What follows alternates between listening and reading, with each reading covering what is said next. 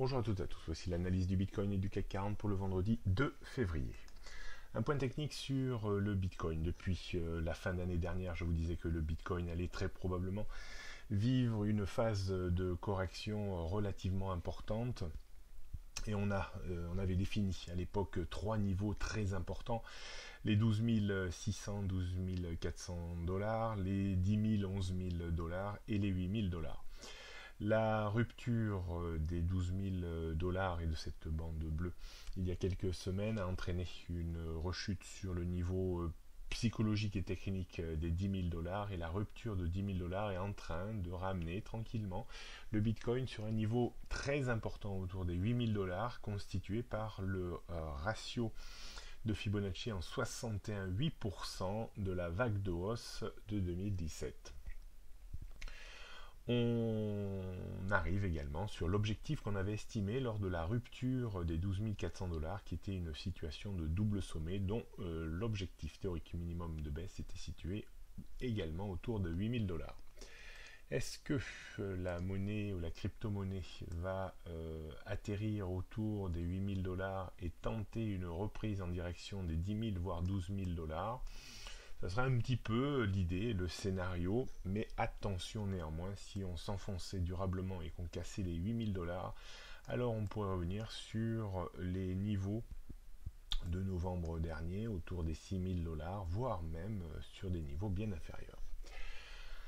Donc, forte probabilité quand même de reprise technique autour des 8 000 dollars en direction des 10 000, voire des 12 000. On a une forte zone de résistance maintenant, constituée, vous voyez, par cette bande rouge qui cadence parfaitement bien la baisse de la crypto-monnaie, et rien de rassurant non plus, cette bande bleue qui s'affine, et en s'affinant, elle fait ressortir le caractère de résistance du marché sur ce niveau. Donc autant dire que le chemin sera long et compliqué pour revenir à proximité immédiate des points hauts qui ont été faits l'année dernière.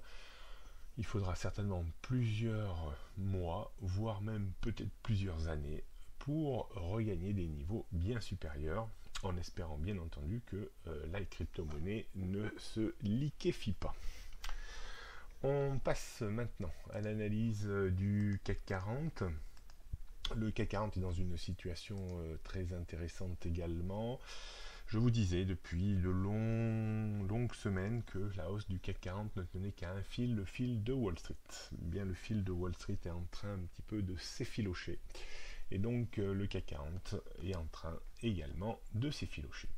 Nous avons un niveau très important que l'on observait ces derniers jours, autour des 5475 points. La rupture de ce niveau valide une structure un petit peu connue en double sommet, voire même en triple sommet, et avec comme objectif de baisse, premier objectif autour des 5410 points, et peut-être l'objectif qui sera retenu, on verra bien, du double sommet vers les 5380 à peu près. Grosse zone maintenant de résistance autour des 5475, 5490 points. Il faudrait remonter déjà dans un premier temps au-dessus de ce niveau pour effacer un petit peu la contre-performance de l'indice ces dernières heures. Alors on le voit également sur le graphique journalier, on est quand même sur une zone de support entre 5430 et 5440 points environ. Donc la baisse ne va peut-être pas se faire de façon aussi simple que cela, parce qu'on a quand même entre l'objectif théorique de baisse vers les 5380 et le niveau actuel, on a vraiment plein de zones de support, au niveau de support assez bien stratifiées. La réelle contre-performance, par contre, de la bourse, et il va falloir s'en méfier, ça serait la rupture des 5378, c'est-à-dire l'objectif grosso modo théorique de ce petit assemblage baissier, avec un risque là réel et sérieux de revenir en direction du point bas annuel, voire plus bas. Mais là également, je pense que ce sera au bon vouloir de Wall Street Et pour moi, Wall Street reste vraiment dans une situation de surévaluation qui sera plus préjudiciable, je pense, dans les prochains mois que bénéfique. On réaffirme tout ça en regardant les repères techniques pour ces prochains jours. Donc résistance 5470 points, avant 5495, 5520, 540, 560, 580. Le point haut de ces derniers jours s'éloigne vraiment de façon importante. En termes de support, on surveillera les 5430 points, grosso modo le point bas d'hier, avant les 5400 et 5350, 80. La zone d'objectif par rapport aux assemblages un peu baissiers que l'on a notés ces derniers jours. Rien de bien nouveau pour le moment. Sur les tendances début, moyen et long terme, la tendance court terme est en train d'être revisitée. On verra un petit peu si celle-ci est réellement menacée dans les prochaines séances.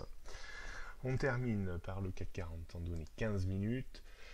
On voit très bien cette zone ce niveau de support autour des 5430 points et le niveau de résistance vers les 5470-75 points.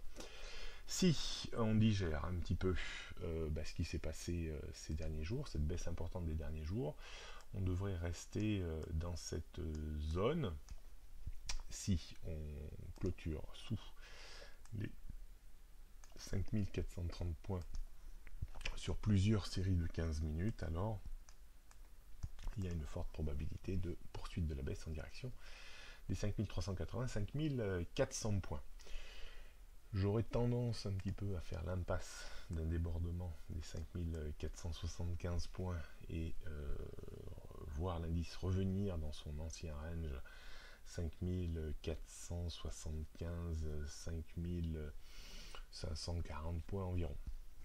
Donc d'un point de vue stratégique, on va quand même se méfier un petit peu. Donc on pourrait tenter sur rebond baissier, retour et rebond baissier contre 5470 points, on pourrait vendre avec un stop que l'on mettrait à une quinzaine de points pour viser une rechute d'une quinzaine de points. Si on casse les 5430 et qu'on revient les tester, on pourrait également vendre le marché pour viser une accélération de 15-20 points avec un stop équilibré.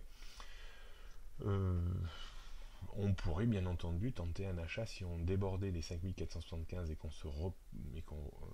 rebondissait dessus. Voilà, je reste assez circonspect sur cette stratégie, mais sait-on jamais. Pour terminer, vous avez, je vous disais donc en fin d'année dernière que le Bitcoin allait baisser très probablement en direction des 8000 et des 11 000 $. Vous avez vu ces anticipations tout au long de mes différentes analyses.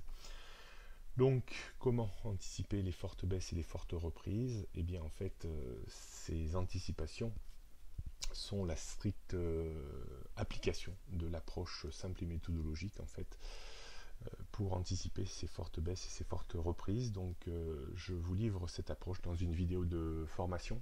Si ça vous intéresse, rendez-vous sur technibourse.com. La prochaine fois que vous aurez besoin certainement de cette approche, ce sera pour Wall Street. On le voit clairement sur ce graphique. Wall Street est à un niveau de surévaluation historique très important. On le voit, beaucoup plus important qu'en 2008, beaucoup plus important qu'en 2000. Donc il va falloir être très armé pour se rendre compte des premières vulnérabilités réelles et sérieuses des marchés américains. Parce que, bien entendu, encore une fois, la communauté financière vous alertera quand le Dow Jones sera 6000 ou 8000 points en dessous du niveau actuel. Bonne fin de journée, bon week-end et à bientôt.